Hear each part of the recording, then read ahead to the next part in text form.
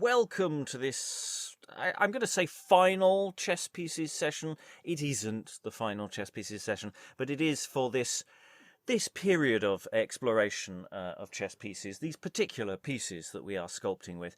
This is the end of our first little saunter through various different scenes and subplots looking at adaptatory questions. We'll take a little bit of a break before we return with other questions about adaptation, about the nature of the play, about what's it about, and questions about what one does with a text, which throws up quite so many problematic elements that we might want to figure out what we want to do with that, or what we should do about that.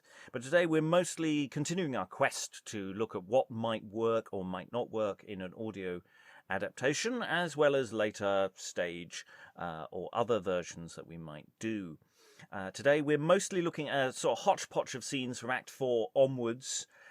We are primarily sauntering our way through the White Duke and White Knight subplot. The White Duke and the White Knight are going to go undercover.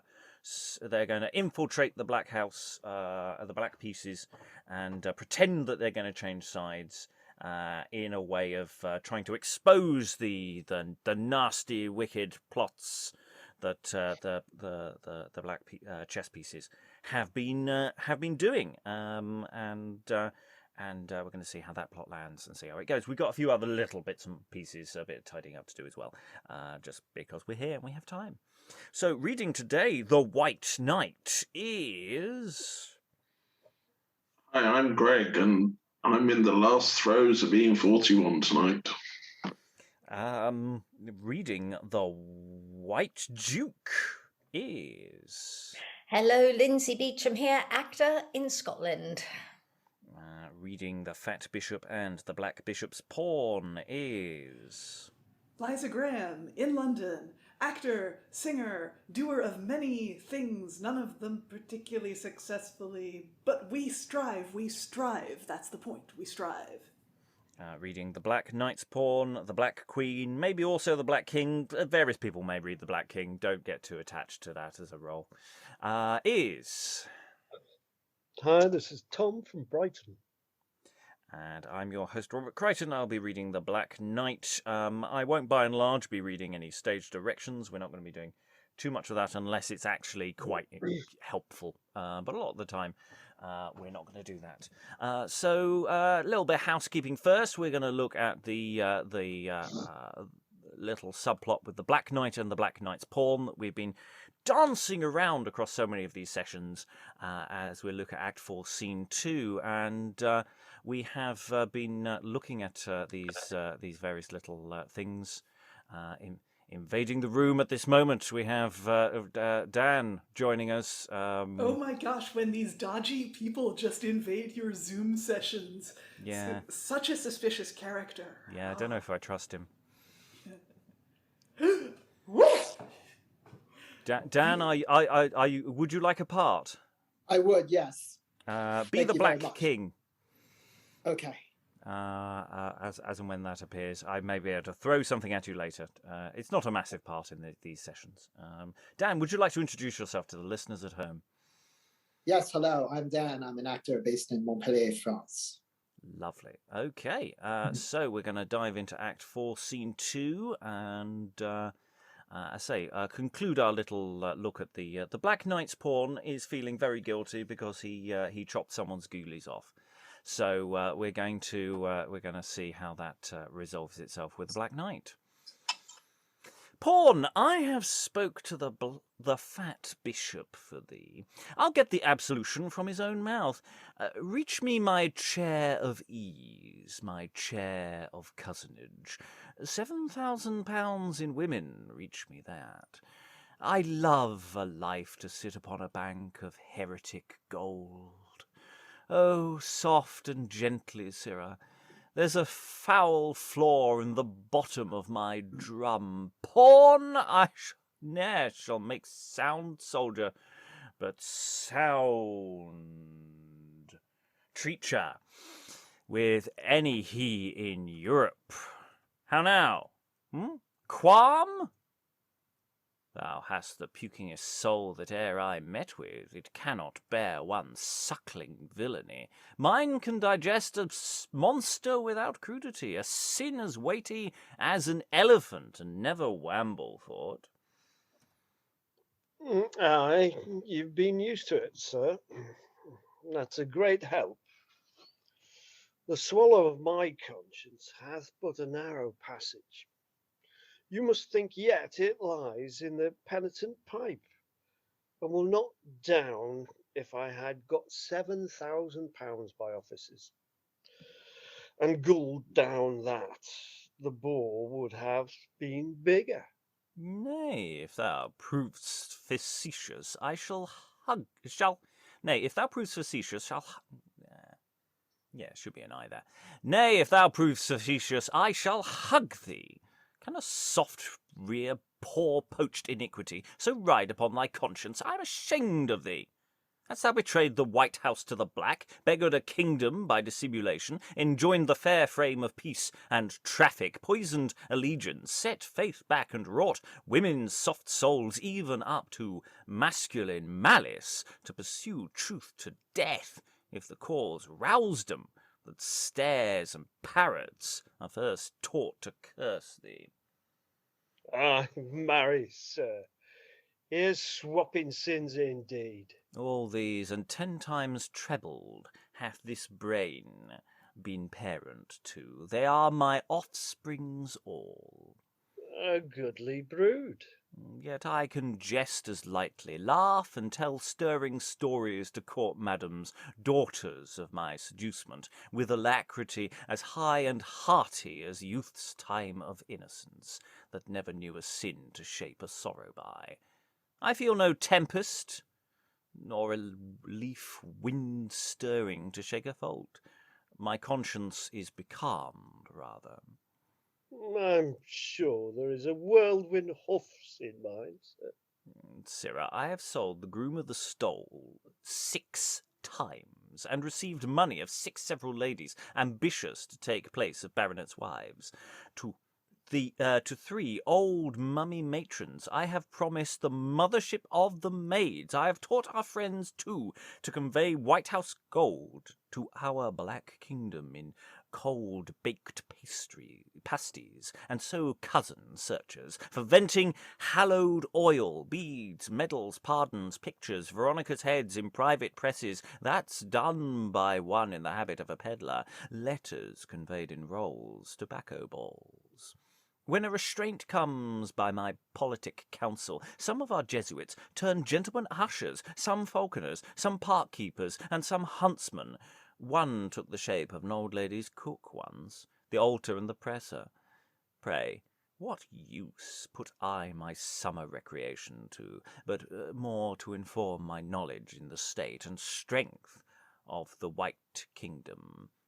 No fortification, haven, creek, landing place about the White Coast, but I got draft and platform, learned the depth of all their channels, knowledge of all sands, shelves, rocks, and rivers for invasion, properest, a catalogue of all the navy royal, the burthen of each ship, the brassy murderers, the number of the men, to what cape bound.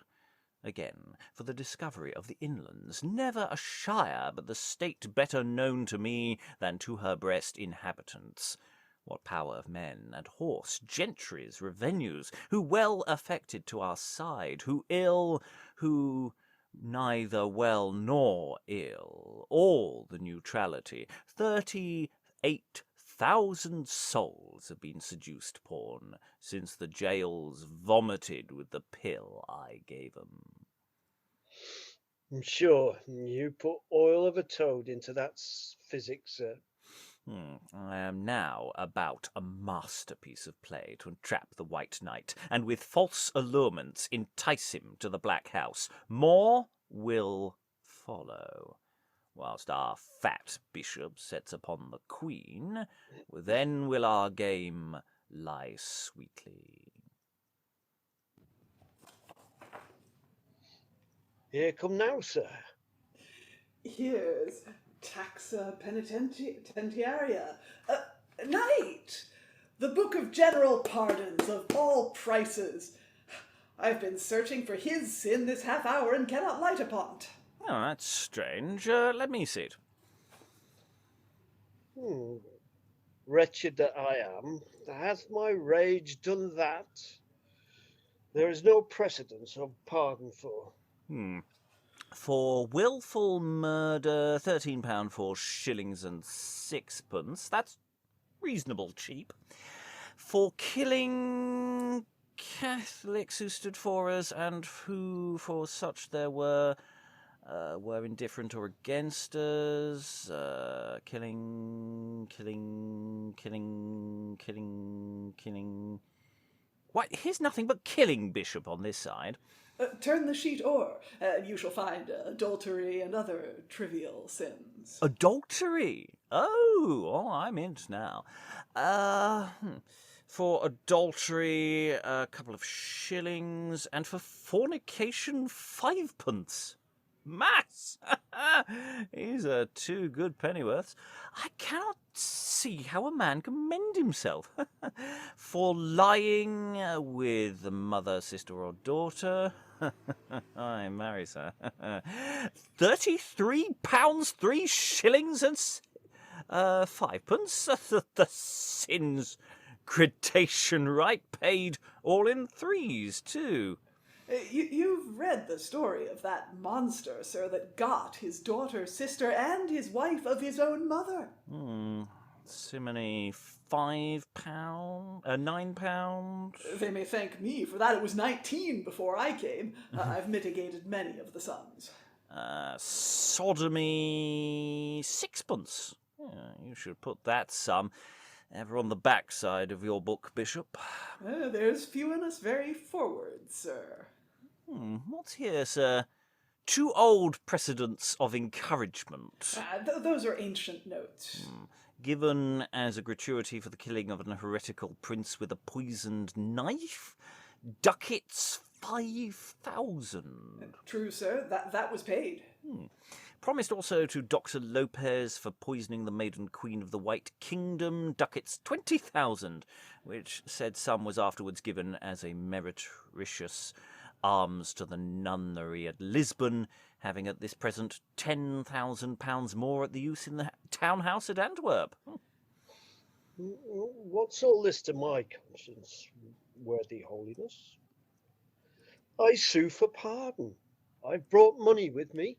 You must depart. You see, there is no precedent of any price or pardon for your fact. Most miserable. Are foulest sins remitted? Killing, nay, wilful murder. True, there's instance. Were you to kill him, I would pardon you. There's precedent for that and price set down, but none for gelding. I've picked out understanding now forever out of that Kabbalistic blood riddle. I'll make a way... Oh, sorry, it's not my line. You're doing... Sorry. It's quite important that it's your line. I was wondering why I was saying it. It was very confusing. Aside, I've picked out understanding now forever out of that Kabbalistic bloody riddle. I'll make away all my estate and kill him, and by the act obtain full absolution. And he exits. And that answers the riddle that we had the other day as to why he was suddenly randomly entering a scene and trying to kill someone, because it was explained earlier in a scene that we hadn't covered. Yes, this is basically a lengthy stand-up routine between various feed people and stuff. It's incredibly fun. I'm not sure about the opening. The most of it is sort of fine and clear as to what's going on. I don't know if anyone else was unclear. I'm not quite sure what's going on about the whole chair of ease thing. He's got a golden chair and he likes fondling it. There's a hole in it though, so it makes me wonder: is it a commode as well? I mean, it's slightly disturbing. Liza. Yeah, the seat of ease was a word for a toilet, right? And it's very, it's sort of metaphorically apt that he's sitting on the toilet while he's, talking about his moral corruption. And there's all these digestion metaphors in the speech he gives as well. Doesn't he have a fistula or something? So maybe he can't sit down properly.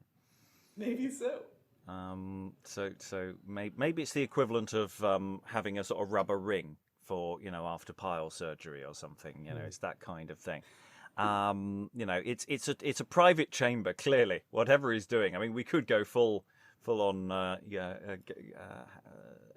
emptying his bowels, as it were, during the scene. I don't know whether it's not really it doesn't feel like a Black Knight thing to do, though, I have to say. It's true. He's a little more self-possessed than some of the others, but like the toilet metaphor kind of asks for it. It's Chekhov's toilet. If you have a toilet on stage, it's gonna get used. Yeah. But it's that question of it's a visual thing, and I'm wondering whether that's the opening bit is not going to necessarily land, even if we explain it. That maybe we need to just jump into the primary thing of this unit of action, which is just straightforwardly the Black Knight's pawn is going to go and do some murdering because he can't get remittance for his sins for gelding the other chap. Greg. Sorry, I'm using trusty murder weapon. Apparently, the Duke of Gondomar, who I'm assuming is the character, the person who this is supposed to be who's speaking, apparently had a specific chair which allowed him to sit comfortably despite his painful fistula. Oh. So there you go. So it's a topical reference, and therefore which will get lost on 99.99999. Yeah, well, it's fine if it sort of fits with him, but it gives an actor a thing to do throughout the whole play, as a slight awkwardness to his walk, perhaps. The suggestion of venereal disease as well. So all sorts of potential problems there. Dan. The image I'm getting is of from Key Largo, Edward G. Robinson in a bathtub with a cigar whilst his minions come in and he gives them orders from there. It's his position of power, in other words. Just, I don't know, that he just sat there and doing something, whatever he's doing, that he's the one in charge, essentially. And it doesn't matter how odd a choice it is there. Mm. And I think that, yes, there might be some humor in it, but I think more of when you're the boss, you can wear whatever you want, you can do whatever you want, and no one's going to listen to you. Yes, the high status person doesn't care what they look like because they know they're in charge. Right. Yeah. Okay, so lots of great material in there. Question whether some of it will read for audio, but on the whole, at least narratively, it's relatively straightforward. Liza. Yeah, the last thing I wanted to point out is that the Black Knight's speech about infiltrating the White Kingdom basically gives a voice to Elizabethan nightmares, that their country was, the enemy within. Their country was being infiltrated by Jesuits who were spies. And then later on, there's a couple of topical references, one to the murder of Henri IV, I think it was Henri IV in Paris, for being too Protestant, and the second to the purported attempted murder of Elizabeth by Dr. Lopez, her physician. So, it's hardly topical because it was about 30, 40 years earlier. It's a historical reference, if anything. You're right, a historical reference. Because he's going, oh yeah, we did that one, didn't we? Yeah. Do you remember when we arranged that? Because we had to invest the gratuity because he died, so we invested it in some nuns. Anyway, we will move on. I say this scene doesn't leave us with too much to it. It has also mentioned in passing the turning of the White Knight and the White Duke. We're going to have a little bit more of that in the last few lines of this little bit. So we have the exit of the Black Knight's pawn. We have the entrance of the Black King. We'll just read the last few lines and see if there's anything there that is useful or not. Why, Bishop, Knight, where are your removes, your traps? Stand you now idle in the heat of game?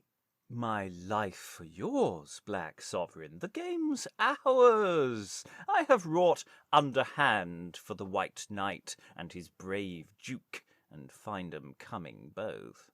Then for their sanctimonious queen's surprisal, sir, in that state puzzle and distracted hurry, trust my arch subtlety with. Oh, eagle pride. Never was game more hopeful on our side. If Bishop Bullbeef be not snapped next bout, as the men stand, I'll never trust art more. Yeah, it's the king just turns up asking for a situation report, really. The Black King does so little in this play. Everything is done in his name, but he really isn't a functioning character, per se. It feels like he should be on speakerphone or something. He's just going, you done anything yet? Kind of like the chess piece itself. Yeah, he's useless. Yeah, he can't move. Sterile, yeah. It's not like the Black Queen does anything either. To be fair, it's all this the intermediaries, but the lower below. Lynsey. So that's just given me an image of like the Black King as a sort of Dalek with an electronic voice who sort of rolls on, says stuff, and then rolls off again in a stage version, obviously. Yeah. So, I mean, in a sense, it doesn't matter that we haven't really identified in the audio, the Black King as a voice that we listen for, because they immediately explain, say who he is. We could just add a little additional Your Majesty in there or something just to make it really clear. And then the drivers of the rest of that dialogue is people we know and know very well. So, no, that scene works very nicely. I don't think there's much needed beyond the odd trim, potentially of the opening, and a few more missives so we know who's talking. Any additional thoughts, Dan? No, I like that idea that Lynsey just brought up. It reminds, I don't know why I'm picturing or listening to the voice of, Sark in Tron. Just as, while everyone else is doing something, you got this crazy booming voice going on, and it just tells you supposedly who's in charge there, even if they're not really. Okay. We have the next scene we're skipping because it's a dumb show, and oddly enough, dumb shows aren't great on audio. It's a separate plot line anyway. So now we're really going to dig into the White Knight and the White Duke. They've said some dialogue in the play, but they haven't really made an impact. They've had a few lines here and there. So the White Knight and the White Duke now have vaguely hinted that they're about to do what they're about to do now. Let's see what their dialogue gives us and how they effectively introduce themselves to us in the play. True, noble Duke, fair virtue's most endeared one, let us present their rank insinuation with truth of cause and courage, meet their plots with confident goodness that shall strike them grovelling. Sir, all the gins, traps, and alluring snares the devil hath been at work since 88 on, are laid for the great hope of this game only. Why, the more noble will truth's triumph be, when they have wound about our constant courages the glittering serpent that e'er falsehood fashioned, and glorying most in his resplendent poisons, just heaven can find a bolt to bruise his head. Look, would you see destruction lie a-sunning? In yonder smile sits blood and treachery basking, in that perfidious model of face, falsehood hell is drawn grinning. What a pain it is for truth to feign a little. Oh, fair knight, the rising glory of that house of candour, have I so many protestations lost? Lost, quite lost. Am I not worth your confidence? I that have vowed the faculties of soul, life, spirit, and brain to your sweet game of youth, your noble, fruitful game. Can you mistrust any foul play in me that have been ever the most submissive observer of your virtues? and no way tainted with ambition, save only to be thought your first admirer. How often have I changed for your delight the royal presentation of my plays into a mimic gesture, and become for your sake the expulsion of sad thoughts of a grave state sire, a light son of pastime, made 80 years, a tomboy, a mere wanton. I'll tell you what I told a Savoy dame once. New-wed, high plump, and lusting for an issue. Within the year I promised her a child, if she could strive over St. Rumbont's breeches. A relic kept at Mechlin. The next morning, one of my followers, Old Hose, was conveyed into a chamber where she tried the feat. By that and a court friend after grew great.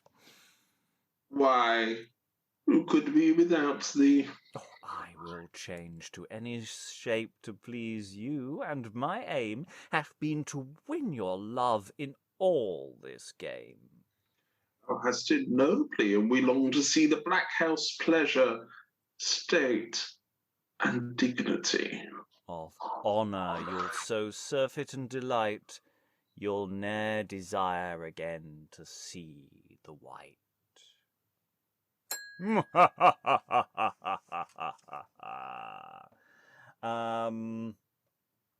Yes, they exit. Other scene occurs. Okay, so it's important at the top of the scene we know what the White Duke and the White Knight are doing. Did that come across from the dialogue that we had there? I mean, we've had hints of it earlier, but it's just flies past so quickly and it's so opaque. Let us present their rank insinuation with the truth of cause and courage. It does say it, but it doesn't say it very clearly. I worry. But that said, we've had this game before where we get the exposition a little later on that's really clear. So maybe he'll do that game again. Middleton does this sort of backward exposition thing. Liza. I think the White Knight's last speech before the Black Knight's entrance is pretty clear about their intentions. That it does, looked at pretty clearly, it does say what their goal is. What a pain it is for truth to feign a little, yes. Oh no, why the more noble will truth's triumph be? Or am I looking at the next scene? I could be just hallucinating. Oh, wow. No, I see the line. You're in the right scene. I'm just, it doesn't, it's not landing for me really as exposition. I don't know, if it were spoken with enough conviction, enough sincerity. Well, we will try that exercise again in just a moment. In fact, and we'll see how that goes. I mean, the Black Knight seems very straightforward because, of course, he's just going, "I'm your host. I will do anything for you. Look at all the worldly pleasures we can get you. We can get people to do anything because we're so cunning and lovely." You know, there's a lot of good stuff in there. I quite like St. Rumbot's breeches. I think that's a nice little gag. Yeah, I like that. Yeah, so his game's straightforward. It's obviously the important thing is he's got to think he's gulling them, whereas they're gulling him. It would be quite nice if they had little asides in the middle of his speech or anything like that. Just, going, is this the best he can do or something like that? Lynsey had her hand up. Oh, Lynsey. Yeah, sorry, no, perhaps I was carefully brought up, but I'm not really sure what this story about St. Rumbant's actually means this woman actually did.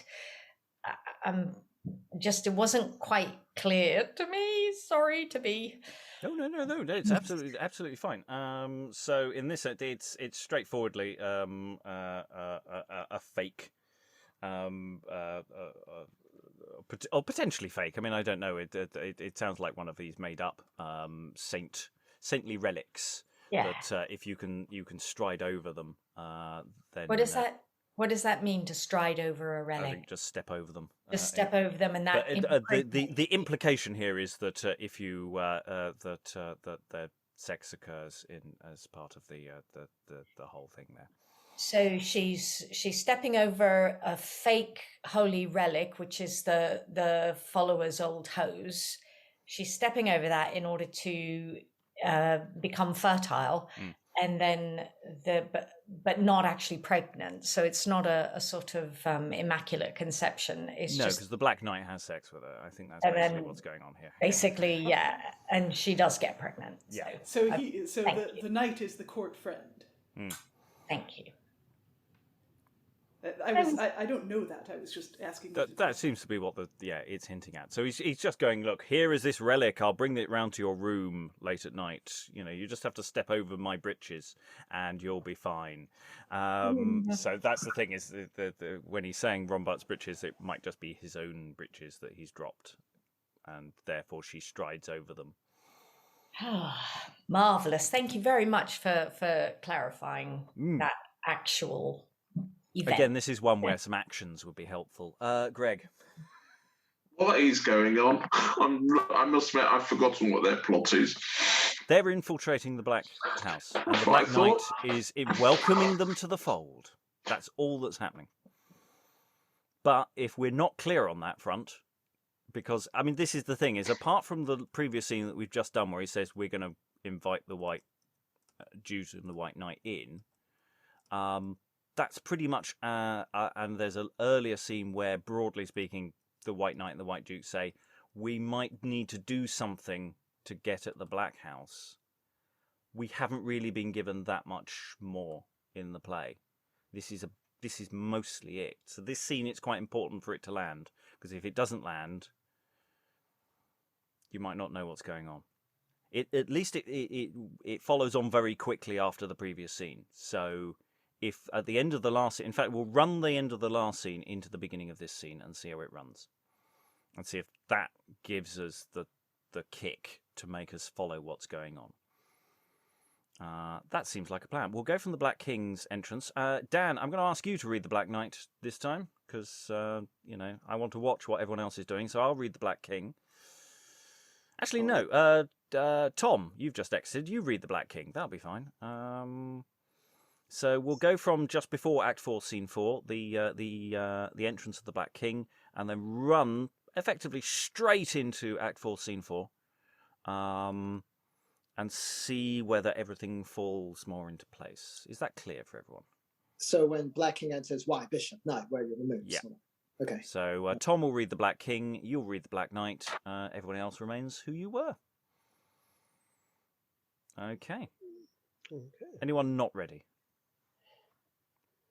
Lovely. Okay. Black King, take it away. Why, Bishop, Knight, where's your removes, your traps, and stand you now idle in the heat of the game? Oh, my life for yours, Black Sovereign.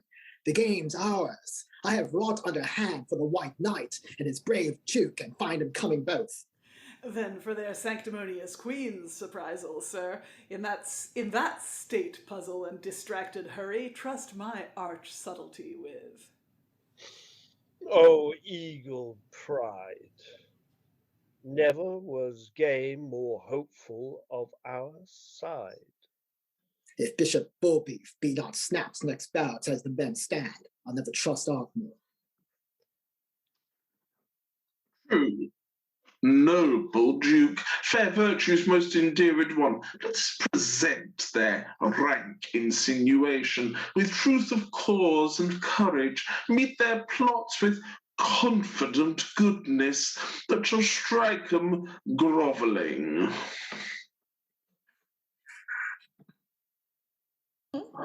Sir, all the gins, traps, and alluring snares the devil hath been at work since 88 on are laid for the great hope of this game only. Why, the more noble will truth's triumph be when they have wound about our constant courages the glitteringst serpent that e'er falsehood fashioned, and glorying most in his resplendent poisons. Just heaven can find a bolt to bruise his head.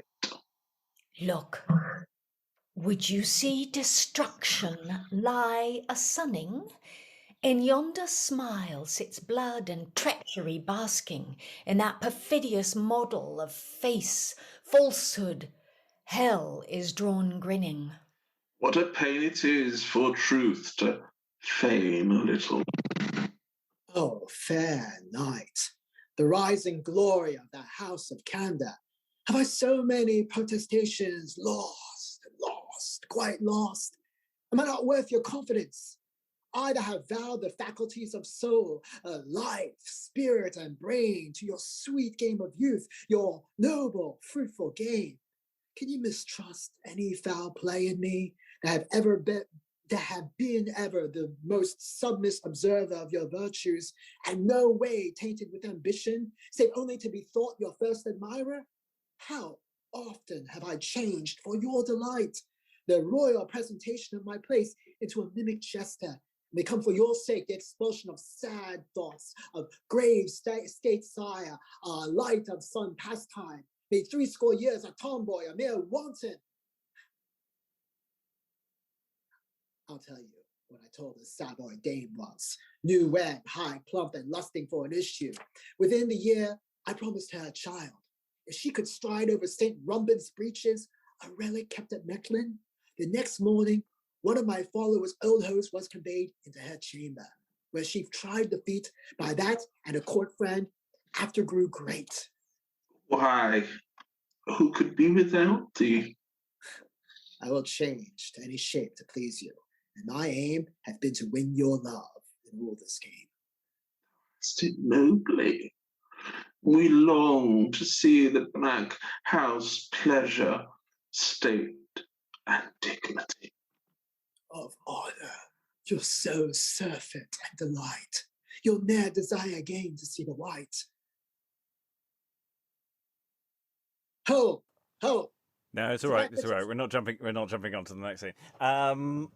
Yeah. Okay. Bits of that were clearer. I think one of the straightforward things actually is when the White Knights they're saying, "Let us present their rank insinuation." We just need the to make it clear that there is the Black House. Let us present the Black House's rank insinuation with truth. That kind of thing. They don't really identify who they are clearly enough. But that's solvable as well. I'm starting to think about there's a lot of potential where we slightly move scenes around and slightly reorder material. That even that whole sort of stand-up routine bit that we had earlier could actually be moved to somewhere slightly different, and we just start with the king enters. Are you ready for the next scene? And the next scene runs straight in here, that we don't have the other plots, dumb show happening in between them because we don't need it. Actually, the White Knight, the White Duke just come straight on, and they interact. That works quite nicely because it's following the thought straight on, and there's less exposition to do. Lynsey. Yeah, I mean, I agree with that. And I think the Black Knight's line in that little bit beforehand saying, the game's ours, I have wrought underhand for the White Knight and his brave Duke, and find 'em coming both. It's almost as if, coming in that bit means that, they're about to turncoat, but it is also an entrance line for them. And would highlight, visually, maybe not orally, that they are the two being discussed. So that's really nice that we slightly maybe trim some of the stuff that follows, and maybe go straight to the White Knight, White Duke, and then we have a really clear connection. Though I don't think we can remove the Sanctimonious Queen's surprisal, because that's quite important for a scene that we're not looking at in these sessions at the moment. So yeah, trim to that. Other thoughts?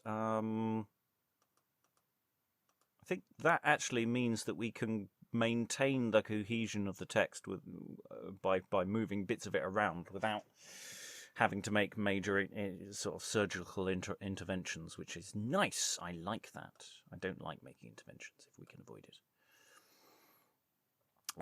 Okay, so any other thoughts from the room before we move on to Act 5, Scene 1? No. Some other stuff happens in between. There's a scene in between with the White Queen and the Fat Bishop, which we're not that fussed about in terms of what we're doing on here. But what we have now is this great display of lovely things for the edification of these two, in theory, marks, as it were, the White Knight and the White Duke. Now, the precise people doing some of this and the stuff that comes in here, we might move around a bit. Black Bishop's Pawn, I don't know how how good your Latin oration will be. But Well, yes, we'll there's just music, see, there's won't Latin. Liza. Well, we'll just see, won't we? Yes, I'm just warning the audience that we've just randomly handing rather a lot of Latin. Meanly, without any prep. Yes, and hasn't necessarily been properly proofed either, so there could be some faulty bits in there. I've already tripped over a few bits of slightly awkward bits in English, so yeah. Yes, we'll read on. Dan, I'll ask you to continue being the Black Knight. I'll be the Black King. And that should mean we can move into this reasonably well. So there's music. So that's nice. We haven't really had that many music cues in the text. So that's saying that audio does quite well, oddly enough. So that's quite nice. Black Bishop's Pawn is discovered a bit above. We haven't seen the Black Bishop's Pawn with the rest of these lot for a while. He's been doing his own subplot. So it's interesting he's back in the fold. Obviously, that's a visual thing that we're not going to get, and I wonder if the Black Bishop's Pawn's role in this scene is going to be apparent in an audio version. I don't think it matters who's doing the psalming, not the psalming, the Latining. Anyway, the Black Knight enters in his litter as passing in haste over the stage. Again, that may not be apparent. But anyway, let's see what happens. Let's find out how the dialogue flows. Let's see what's going on. So, Black Knight, take it away. Ho! Ho! Is the Black Bishop's Pawn the Jesuit planted above for his concise oration? Ecce triumphantis me fixum Caesaris arse. Out there, my holy boy. Sirrah, Bishop Tumbrel is snapped in the bag by this time. Heretici pereant sic. Oh, Latin! Sure, the oration has infected him. Away, make haste, they're coming. And more music while we are entertained and everybody enters. Si quid mortalibus unquam oculis hilarem et gratum aperuit diem, si quid peramantibus amicorum animis gaudium atulit pertive imitiam, eques candidissime, praeluentissime felicem profecto tuum ad domo candoris, ad domum nigritudinis, accessum promississe, peperisse, atulisse fatemur, omnes adventus tui conflagrantissimi, omni qua possumus laetitia, gaudio, congratulatione, acclamatione, animis observantissimis, affectibus devotissimis, obsequiis venerandibus, te sospitem congratulamur.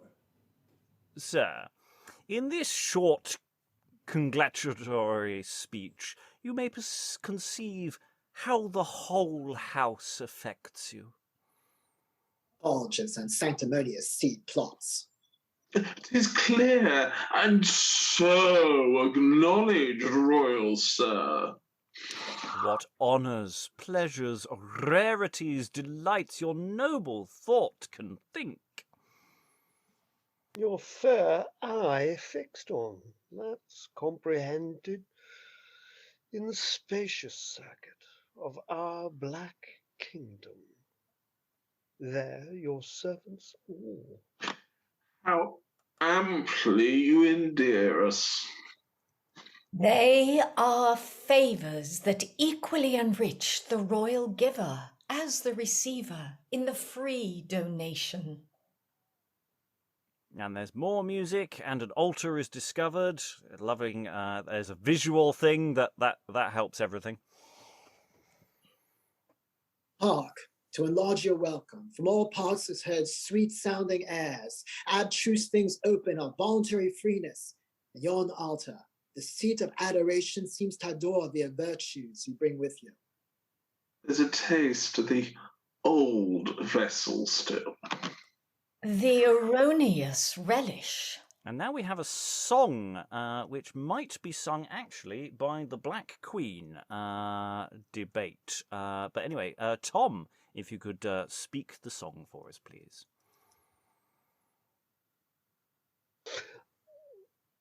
Is this wonder work? Yes. Strange. Wonder work, some strange delight. This place was never yet without. To welcome the fair white-housed night, to bring our hopes about.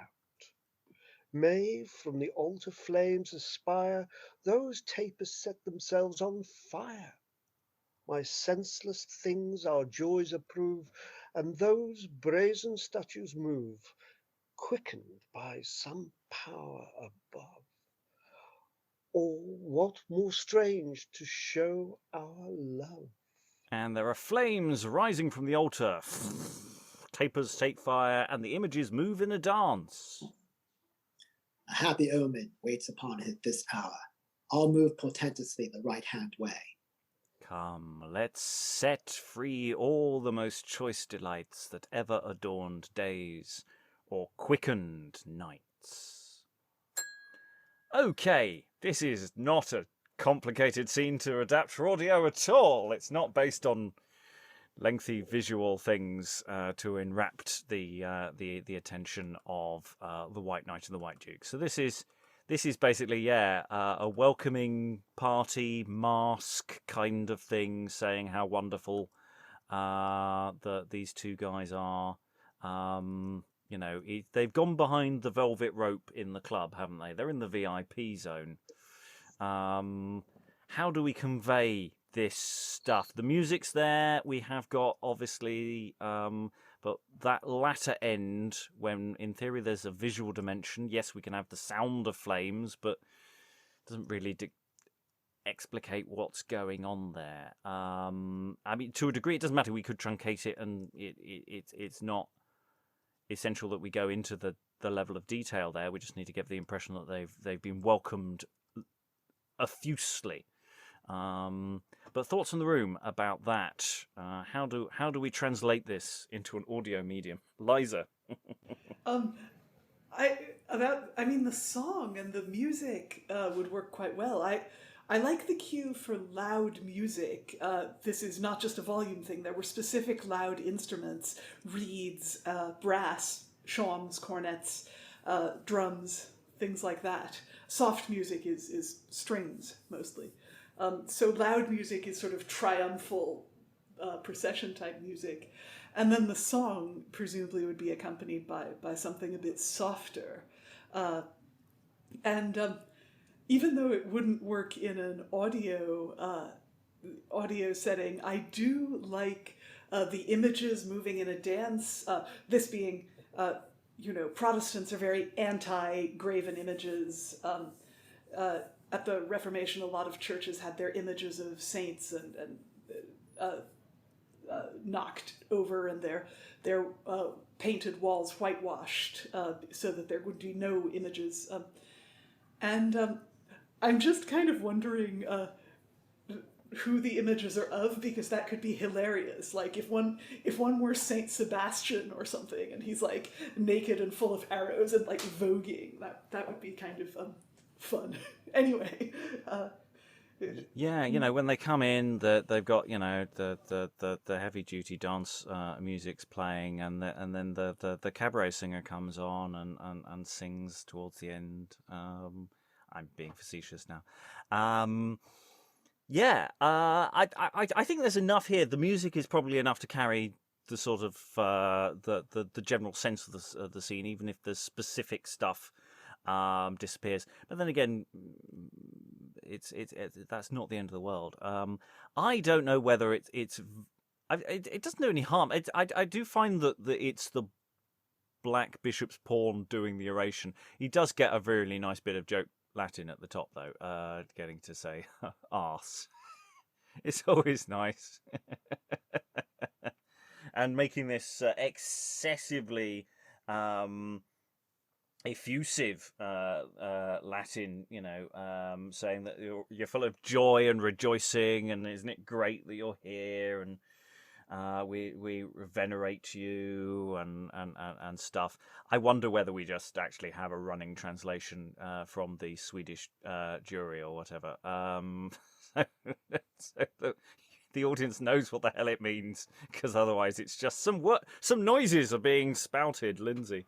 Well, Yes, I mean, I was just about to say something like that. Is there a sort of, when they have on the news sometimes people speaking in a non-English language, and they fade the original voice out and they fade in the actor who's doing the translation into English, sort of, but you can still hear the original kind of slightly in the background. And I just wonder whether something like that might work or in an audio way, especially because, forgive me, I have no Latin.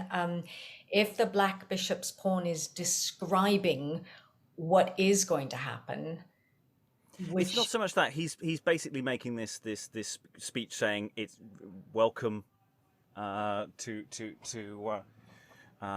our lovely Gath. You're wonderful, aren't you wonderful? I wonder whether a sort of a certain amount in Latin then someone the Black Knight goes, thank you very much for having us, and there's almost a competition as to who performs the Latin and the translation. There might be a game to be played between a translation in competition with the Latin.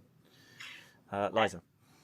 I don't know. I mean, in the name of simplicity, all of these are good ideas and have a lot of playful potential, but in the name of simplicity, there's an argument for letting the Latin stand as long as it's spoken with an understanding of its meaning. That because this is a play in part about Catholicism and Protestantism, the sound of Latin was very much associated with Catholicism and the Old Rite, because Protestant services were done in English. So there's a reason that, for example, Dr. Faustus's invocations to his demons are all in Latin. It was viewed as a sort of ritualistic, mystical, maybe darkly magical language. So yeah, there's something about the sound of Latin that adds to the sort of caricature of Catholicism that this scene presents. Yes, because it is a joke. I mean, to a degree, it doesn't matter, because the joke is, sir, in this short congratulatory speech.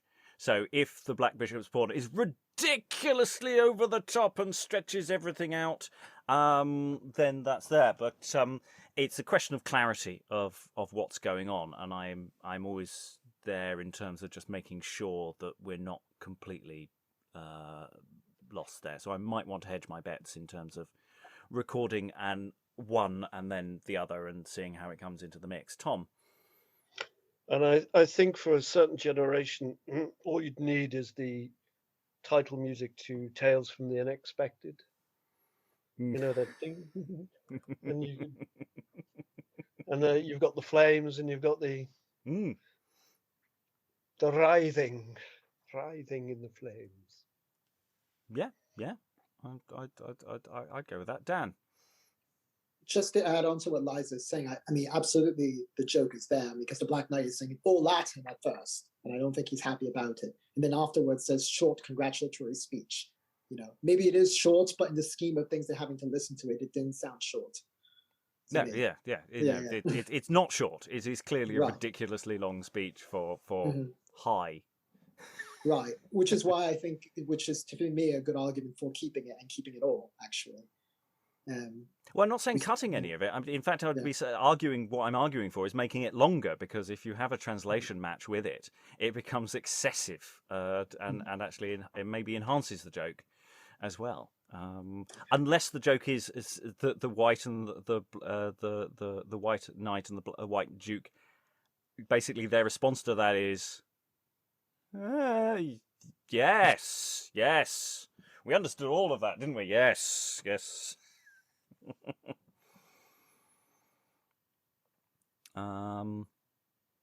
the whole thing is over the top and ridiculous. It's this ridiculously effusive mask type situation here that they are caught in the middle of,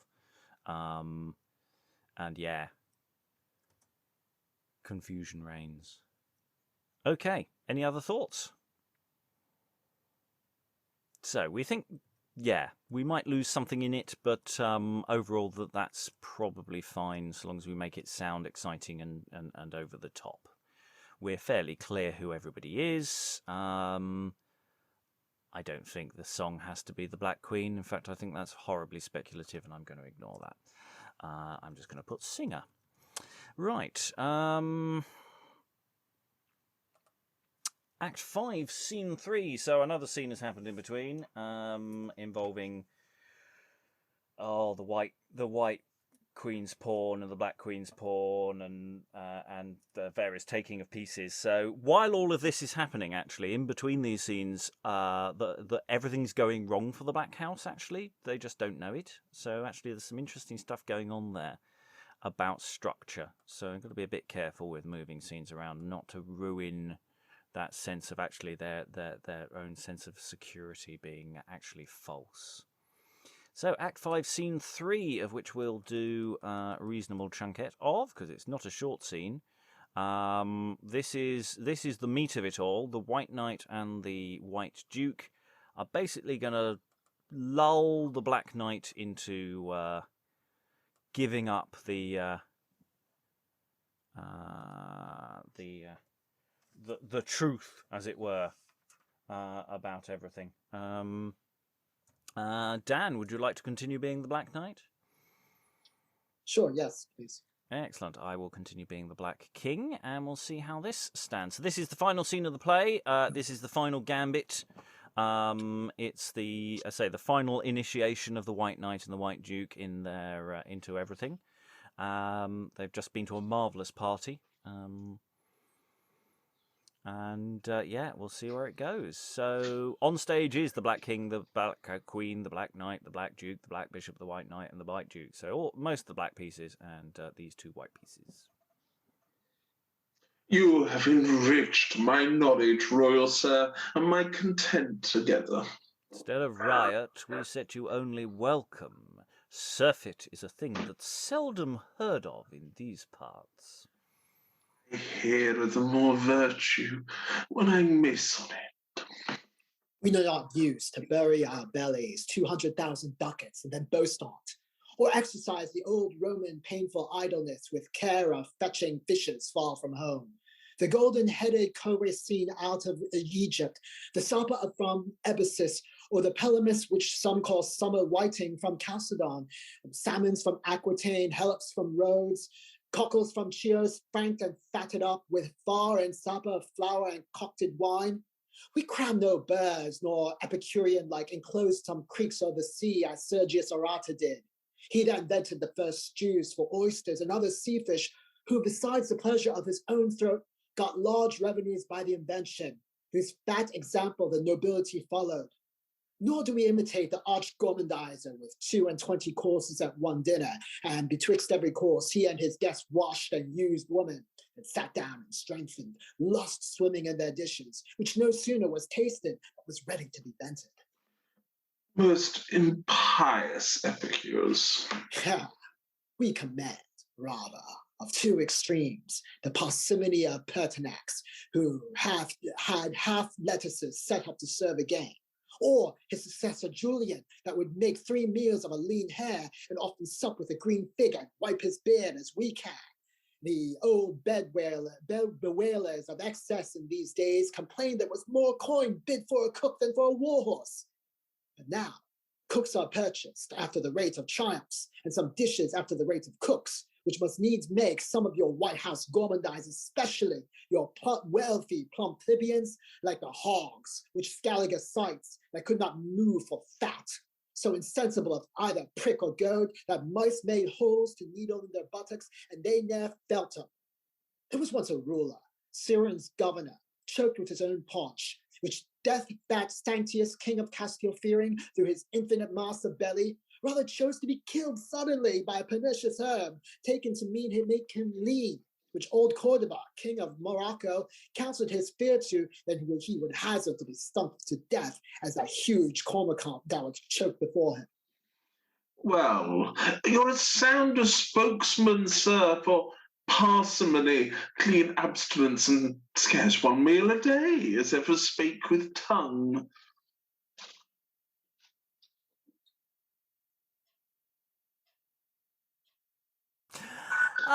Censure him mildly, sir. 'Twas but to find discourse.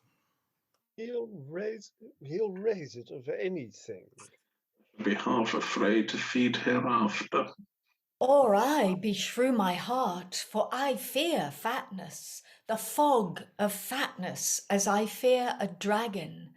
The comeliness I wish for, that's as glorious. Your course is wondrous strict. I should transgress, sure, were I to change my side, as you've much wrought me. Are you misprized? This is not meant to you, Lord. You that are wound up to the height of feeding by clime and custom are dispensed withal. You may kid, cabrito, calf in tons. Eat and eat every day, twice if you please. Nay, the franket hen fatted with milk and corn, a ride which the inhabitants of Delos were first invented of, or the cracked cockle.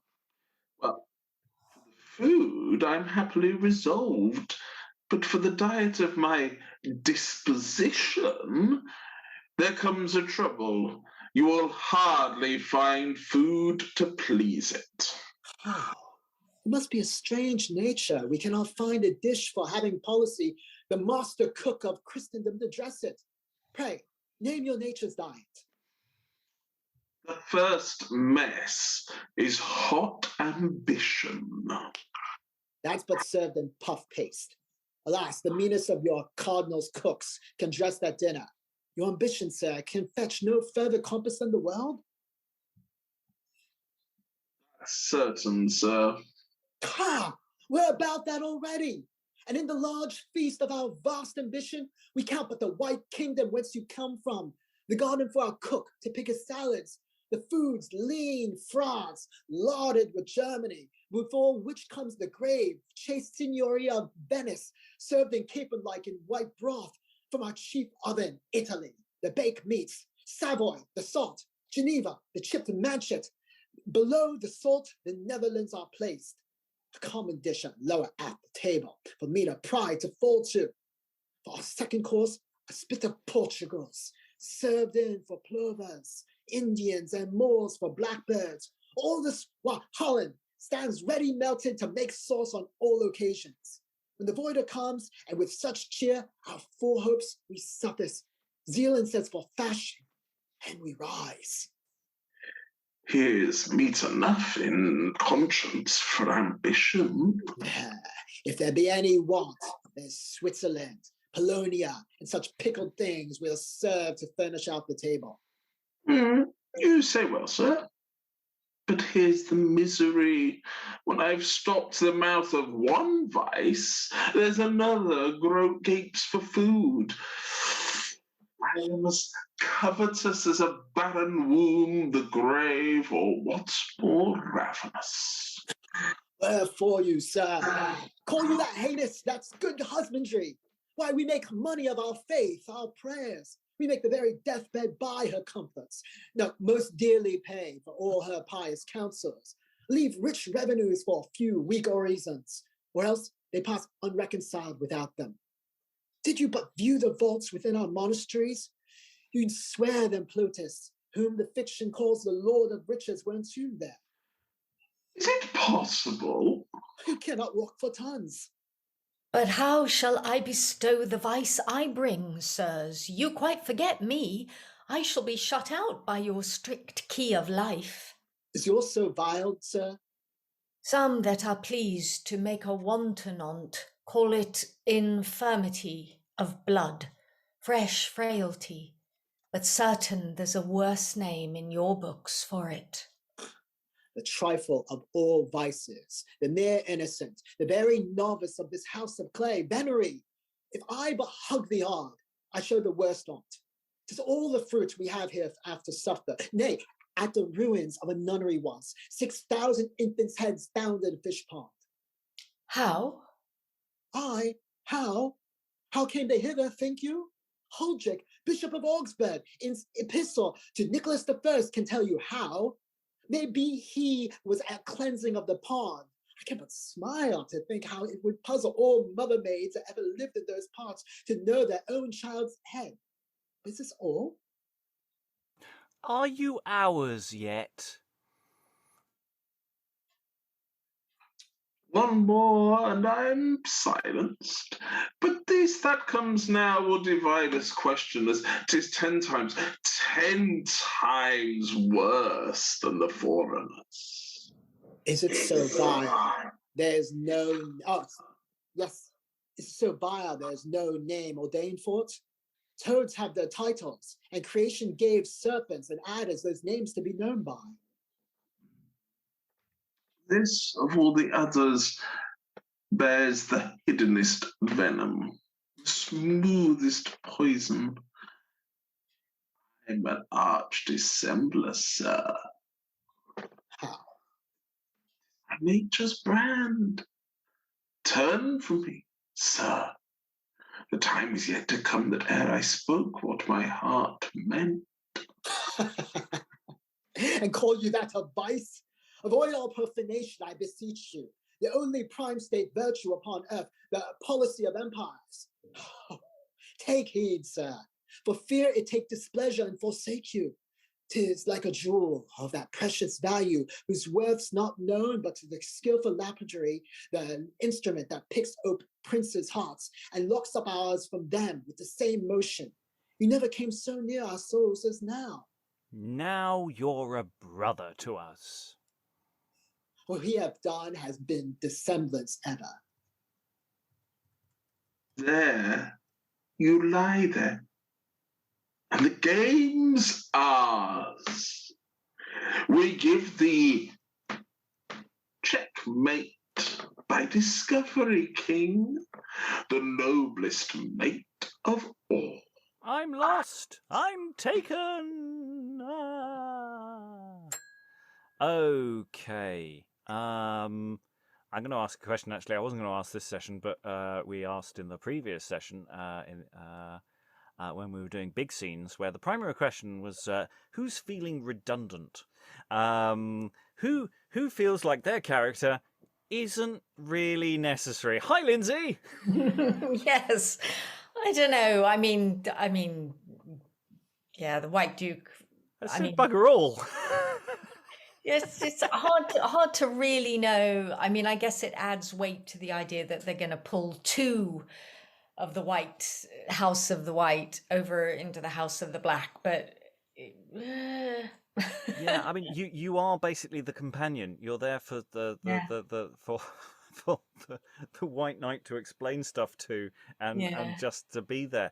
I no, the point is, for an audio adaptation, if we can actively drop characters, because with scenes where a reasonable number of people are about, it becomes very difficult to figure out who's who. It's like here we've got the Black Duke. The Black Duke is not going to be in this scene. It's going to be the Black King, because the Black King is necessary. And all of that dialogue, it actually makes more sense if the Black King says, now you're a brother to us, because then he's right next to the White Knight to be taken. So all of that dialogue that I just did, that I would do as the Black King, and reassign that. Which would mean that the earlier bits with the White Duke, the sort of expositionary bit, in the scene we did at the very top of the session, we'd almost need a confidant, or we'd need something else, or the White Duke doesn't factor. There's possibly a way around that to make that work. But that's an option, because otherwise this scene is it's very clear who's on stage. It's the Black Knight and the White Knight, and they're having a conflab, and the Black King's perhaps there in the background, but that's it, actually. That's all that actually does anything in this scene. And again, for an audio context, that makes a lot more sense. If this is a sort of private meeting. There's a lot of surfeit. There's a lot of Black Knight here doing Black Knight stand-up routine. Basically what the Black Knight's doing. He's basically just doing a series of stand-up routines. I'm not complaining. I think people are there to see the Black Knight, so just setting him up even higher and higher for a longer and longer fall. He seems to be a descendant of the Vice. Yeah. Yeah. Just a quick question about the text. There's a part I was just looking at the original versions that seems to not be in this one. Was that already cut from another session? It just it depends. This one is usually more expansive, but occasionally there are a couple of the odd bits that have dropped out, which I need to look into. The textual variants, but I have been noting variations as I go along. There's a whole bit with the White Queen and the Black Bishop and the Black. Oh no, that's a separate scene. Okay. Yeah, that's a bit we skipped. Don't worry about that. No. Okay.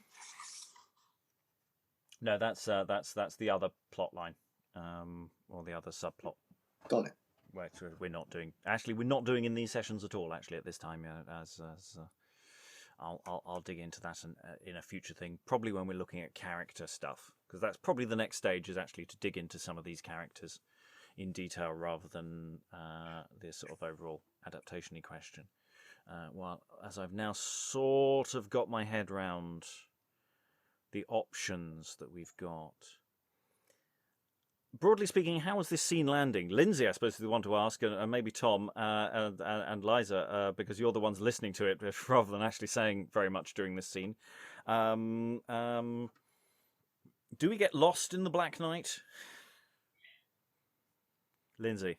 Yeah, I mean, I would say I did a little. I was sort of following it, and that was fine. But then when it got to the end where he says, "Oh, right, now that's it, it's checkmate," I was kind of like, okay, is it? I mean, I didn't quite see that bit as the triumph of language or action that would indicate the final blow. Maybe just the fact that I'm unfamiliar with it, but I just, I would say that could do with some pointing up in some way, maybe, or.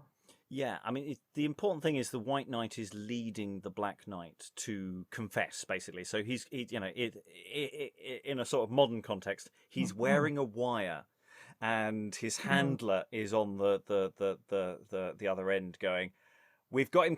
We've got his confession. Go, go, go!" And the vans swoop around the corner and they take him.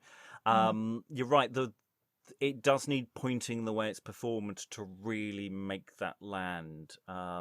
Because the White Knight sort of says it before. He says, "The time is yet to come that ere I spoke what my heart meant," which is the White Knight saying, "I'm a dissembler. I'm a liar." So I think that's just what made me a little bit confused. I mean, I know it's obviously he's leading, but then how do we know that the White Knight is lying there? I mean, it just seems a bit. It just didn't seem quite like the kind of coup de grace that would be, obviously what is going on. So that may just be me though. Yeah, Dan. I think Liza had her hand up first. Actually, no, I want to hear what you have to say. No, please. Dan, just speak. This is something that I'm sorry. Go ahead. No. All I was saying is I have spoken. You have the conch. It's. I feel like it's. I'm definitely can't be objective because I do know the play a little bit. I do feel like this is the kind of thing that when I was listening to it, if I did not know what the White Knight's role was, then I would be confused as hell as well. But because I know that the White Knight is there to trap, this is the kind of thing I would be on stage. It would be well known, should be well known to the audience that the White Knight is setting the Black Knight up in here. And there's a number of ways you can show that without saying it there. I don't know how that would translate in an audio performance, but it would be blatantly obvious. I think to an audience member, it should be if it's a good production, that everyone's being set up right now. Yeah, and I think you're right. I mean, it seems odd that Middleton hasn't, having given us a White Knight and a White Duke who could talk to each other in aside, or to the audience in aside, that they just don't actually do that.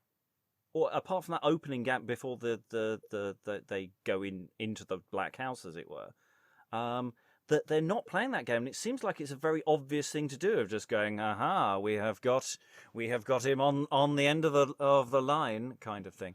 And he doesn't do that. Middleton really doesn't give us any easy hooks to hang things on. He does his exposition backwards, so it's weird. You can go through almost the whole of Act 1 not quite knowing what's going on until it's explicitly stated in Act 2 what the plan is, and he keeps doing that throughout the play, and even here. And I think on stage, you're right. It's with a proper production, it all fits into place. But for audio, where we need clear exposition, this one's a tricky one. The thing too about it is that, I mean, you would expect. I mean, I think because of when this was performed, that it's such a topical play that it almost doesn't need explaining to the audience members back then of what's happening. No, I don't think the topicality relates to the plot. The topicality relates to the characters being depicted. Okay. If that makes sense. The plot has very little to do with the, beyond that there is there are two houses and two, etc. I don't see in that the audience would get more than just sort of incidents rather than the overall sweep of the play. It's a bit of a red herring in terms of plot exposition. Liza. Yeah, I mean, I see what you mean about the difficulties of depicting this clearly in an audio context. But one thing that is extremely topical is infiltration, and I think you can read the lack of asides as just very deep cover. It would be interesting to go through the play and look at whether the black characters have asides. They do frequently, yeah. So that their cover is, when they're being duplicitous, you know about it. So their espionage, but it means that their espionage is not as good because their cover is not as good. So I also think it's a little unfair to judge this particular scene on a cold read, where even a professional performance might fail unless very good text work had been done beforehand, just to know where the turning points of the scene are, what the structure is, and why, and how the characters are entrapping each other, to make it very clear when a character is deluded, when they fall for something, when they are successfully led on. Oh yeah, I think there's a lot of give and play. In fact, we'll run this scene again with we'll swap. Everyone will take a step to the left, or some of us will. I mean, the important thing is the coup de grace is what we have done hath been dissemblance ever. We've always been lying. That's the thing, and that's when the go, and that needs to be the moment that's pointed up. Everything before that, the White Knight is constantly just trying to pick, draw you in. But that's when the Black Knight really just lays it out in a relatively clear way. Whether it builds to a big moment there or not, I don't know. That might take some unpicking. So we'll see. So let's go to the top of the scene. I want to move people around a bit. Lynsey, I'd like you to be the Black Knight this time. And in fact, a straightforward swap. Actually, not even a swap. I'm going to say white. Dan, could you be the White Knight this time? Great. Yes. Tom, could you be the Black King and the Black Duke? Yes. Because they basically serve exactly the same function. And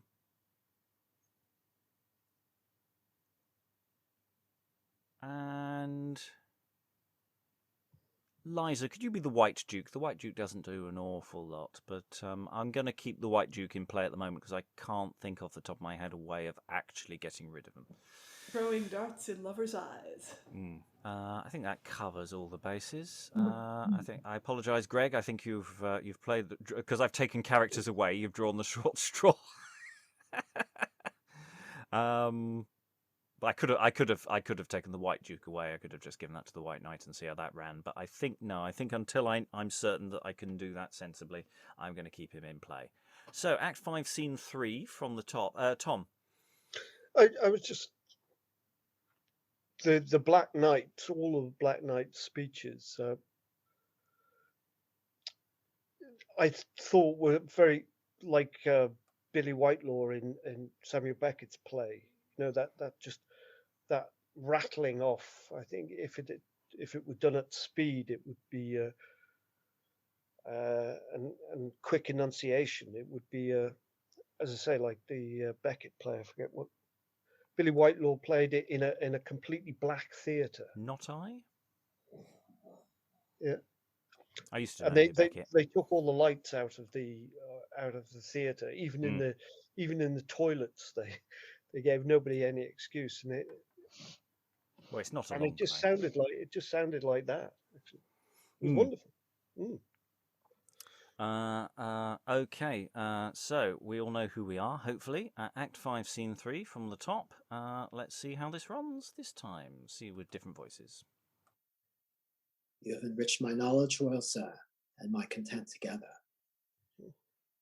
Stead north, stead of riot, we set you only welcome.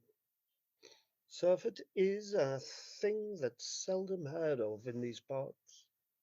I hear of the more virtue when I miss on't. We do not use to bury in our bellies 200,000 ducats and then boast on't, or exercise the old Roman painful idleness with care of fetching fishes far from home. The golden-headed Coracine out of Egypt, the Salper from Ephesus, or the Pelamis, which some call summer whiting, from Chalcedon, salmons from Aquitaine, hellops from Rhodes, cockles from Chios, franked and fatted up with far and sapper, flour and cocted wine. We cram no birds, sir, Epicurean-like, enclose some creeks of the sea as Sergius Orata did. He that invented the first stews for oysters and other sea fish, who, besides the pleasure of his own throat, got large revenues by the invention, whose fat example the nobility followed. Nor do we imitate that arch gormandizer with 22 courses at one dinner, and betwixt every course he and his guests washed and used women, and then sat down and strengthened, lust swimming in their dishes, which no sooner was tasted but was ready to be vented. Most impious epicures. We commend rather of two extremes, the parsimony of Pertinax, who had half lettuces set up to serve again, or his successor Julian, that would make 3 meals of a lean hare, and often sup with a green fig, and wipe his beard, as we can. The old bewailers of excess in those days complained there was more coin bid for a cook than for a war horse. But now cocks are purchased after the rate of triumphs, and some dishes after the rate of cooks. which must needs make some of your White House gormandizers, especially your wealthy plump plebeians, like the hogs which Scaliger cites, that could not move for fat, so insensible of either prick or goad, that mice made holes to needle in their buttocks, and they ne'er felt 'em. There was once a ruler, Cyrene's governor, choked with his own paunch, which death-fat Sanctius, king of Castile, fearing, through his infinite mass of belly, rather chose to be killed suddenly by a pernicious herb, taken to make him lean, which old Corduba, king of Morocco, counselled his fear to, then he would hazard to be stunk to death, as that huge cormorant that was choked before him. Well, you're as sound a spokesman, sir, for parsimony. Clean abstinence and scarce one meal a day as ever spake with tongue. Censure him mildly, sir. 'Twas but a fine discourse.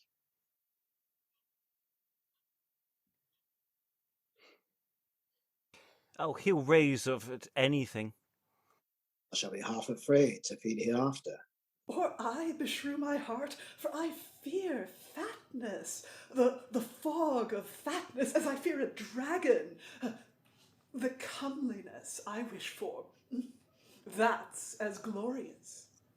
Your course is wondrous strict. I should transgress, sure. Were I to change my side, as you've much wrought me. How you misprise! This is not meant to you, Ward, you that are wound up to the height of feeding by clime and custom, are dispensed withal. You may eat kid, cabrito, calf, and tons. Eat and eat every day twice, if you please. Nay, the frank 10 fatten with milk and corn, a riot which the inhabitants of Delos were first inventors of, or the crammed cockle. Well, for the food, I'm happily resolved, but for the diet of my disposition, there comes a trouble. You will hardly find food to please that. It must be a strange nature we cannot find a dish for, having policy, the master cook of Christendom, to dress it. Pray, name your nature's diet.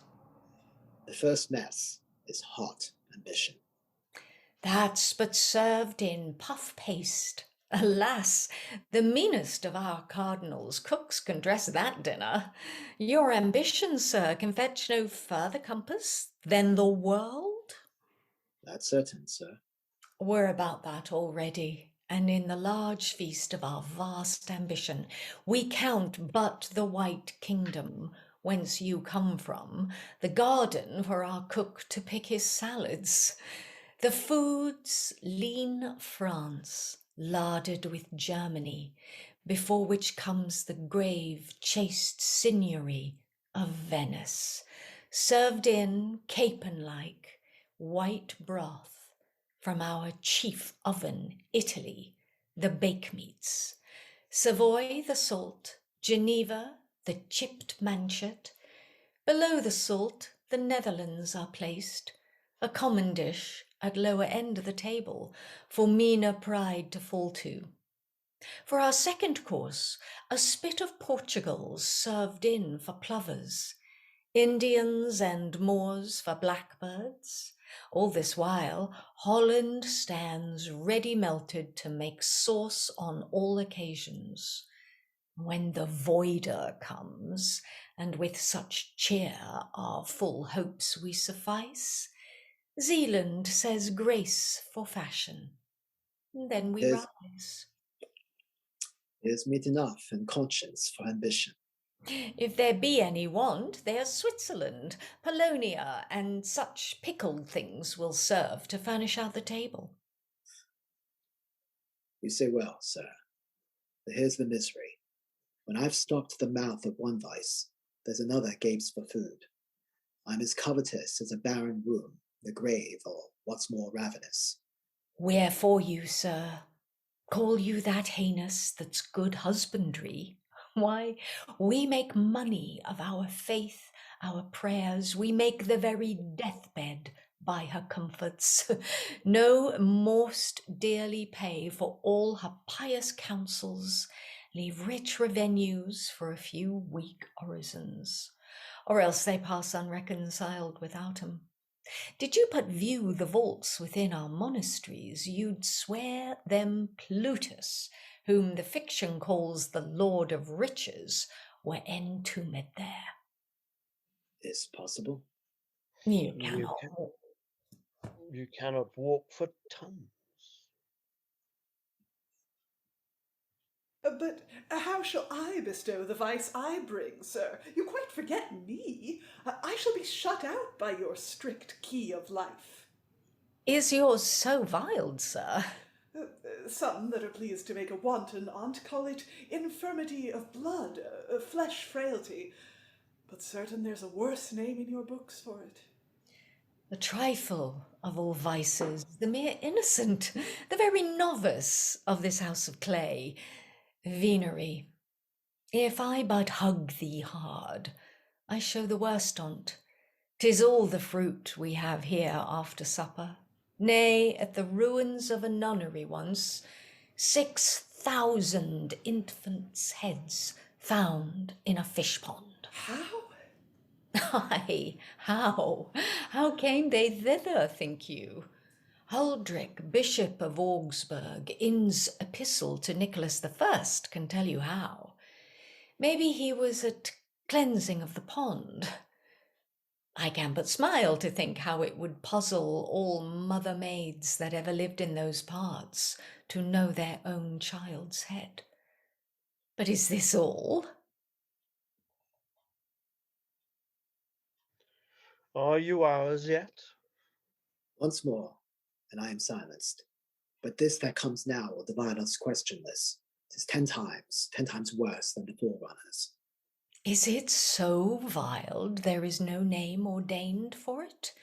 Toads have their titles, and creation gave serpents and adders those names to be known by. This of all others bears the hiddenest venom, the smoothest poison. I'm an arch dissembler, sir. How? 'Tis my nature's brand. Turn from me, sir. The time is yet to come that ere I spoke what my heart meant. And call you that a vice? Avoid all profanation, I beseech you. The only prime state virtue upon earth, the policy of empires. Oh, take heed, sir, for fear it take displeasure and forsake you.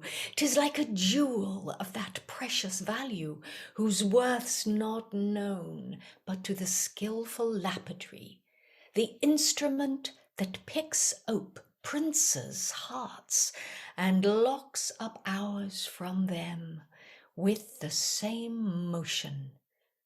You never came so near our souls as now.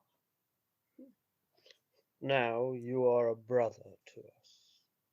What we have done hath been dissemblance ever. There you lie then, and the game's ours. We give thee checkmate by discovery, king, the noblest mate of all. I'm lost. I'm taken. And there's a great shout and a flourish. Huzzah! I'm thinking, if we're leaning into a relatively modern thing, a sting operation here, then actually one of the things you can have, King, I give thee checkmate by discovery, King, the noblest mate of all. What we have done hath been dissemblance ever.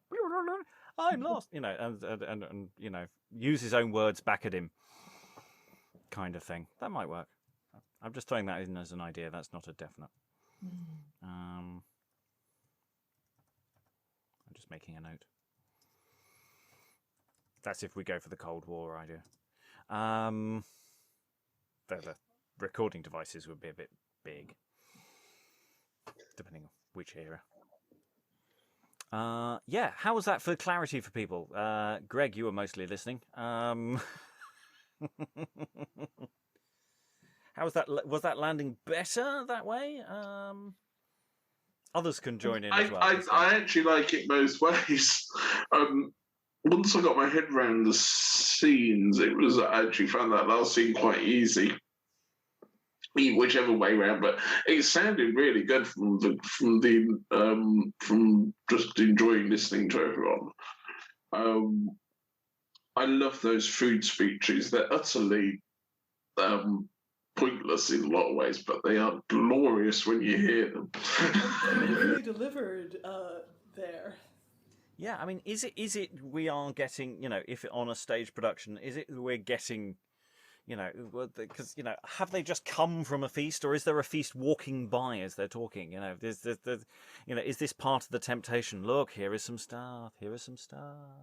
Well, it's also partly a metaphor, right? Because the world is the feast.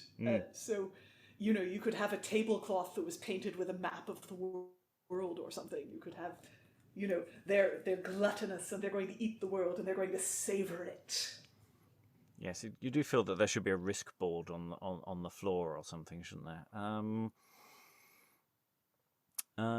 Okay, so yeah, it's there's just a in a sense it's relatively clear what's going on in the scene. It's just a lot of scene. It's a lot of work to do on that, and then really it's going to be a matter of actually how it comes out in the edit. Actually, as to what stays, you just record the scene and then you play. There were a couple of actually minor textual variants as well. So there's a couple of lines that weren't in the version we've been reading. So that's something for me to play around with you, and see where that comes in. Any other thoughts about this closing scene and clarity generally?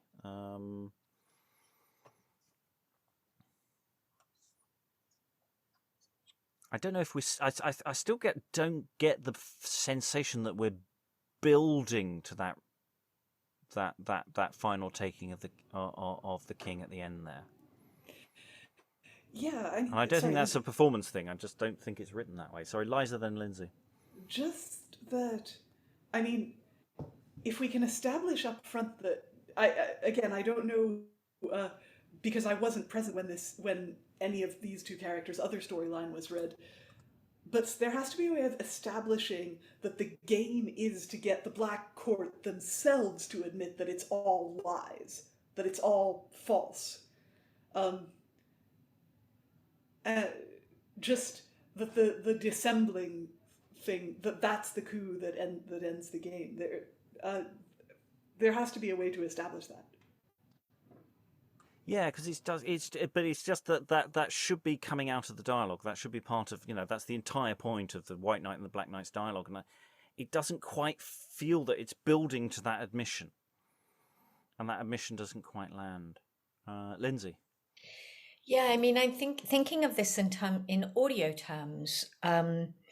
If it could work that the start of this is sort of quite spacious and open, and the sense that they've just got up from the table and it's all going wonderfully well, and just gradually gets more intimate and quieter in the sense that it's just these two characters kind of just absolutely in tete-a-tete seduction mode from the Black Knight, and then for it to go big and wide again when the White Knight says, now I've got you, it's checkmate, that kind of thing. I mean, that might help with it from an audio perspective, just to create that sense of publicness versus intimacy as a thought. Yes, no, I like that. There is actually a line that was missing in our version that leads to that as well.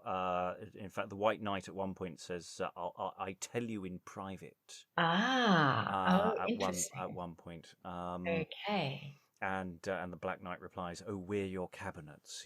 We will enfold your secret. Tell me, whisper in my ear, little chickadee." Well, there you go. Yeah, so it is in there, really. Yeah. Yeah. But even so, it's that building towards the end, and it's the White Knight. It seems that the White Knight needs to be really, constantly. Or how is possible? Oh, really? Tell me more. Tell me more. Was it love at first sight? Yes. Tell me more. Tell me more. No. Sorry, I almost started that myself. Random modern reference.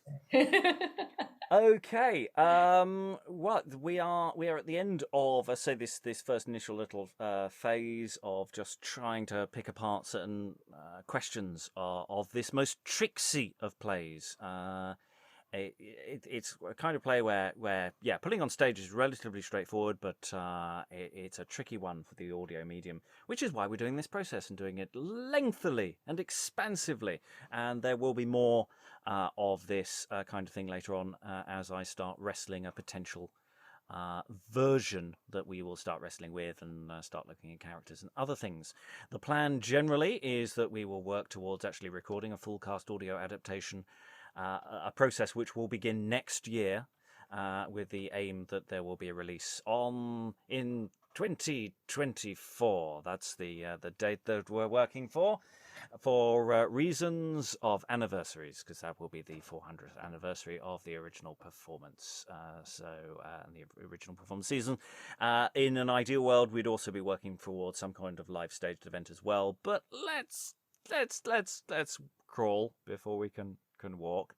And this is all grist for the mill for that. So if you at home have thoughts or ideas of your own that you'd like to throw into the ring, by all means get in touch. Admin at beyondshakespeare.org, or you can contact us on Twitter, because that's there as well, and other social media platforms exist where we are at Beyond Shakes, and there should be some additional resources eventually appearing on our website all about our potential production of this. You can support our work by supporting us on Patreon, patreon.com Beyond Shakespeare, or even you can bung us a coffee on kofi.com/Beyond Shakespeare there. And again, there may be specific links online for fundraising for these future productions of this coming up in the future. All that remains is to thank the wonderful readers for all their wonderful thoughts. Thank you very much, everyone, and goodbye.